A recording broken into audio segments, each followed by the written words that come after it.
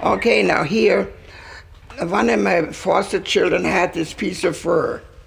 Okay, and she said to me, Mom, what can we do with this? I said, oh, wait and see, we'll do something with it sooner or later. All right, so here was a round ring, iron kind of a ring, and what we're going to do, we'll fix something real nice.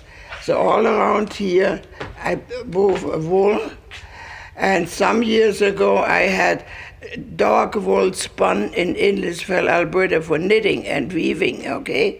And that's this dog wool here. Well, now, these are little seashells, a shell from around the slough, okay, like that. And then, now how to fasten this in here. So I took some nylon stockings, cut them in strips, braided them, and fastened them on like this. You see, like this. Oh, you can't see that there. Okay.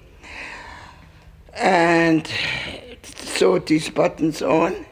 And these are squirrel tails from a squirrel, and some from a gopher, and some from a squirrel, little tails, to kind of make something kind of interesting out of it.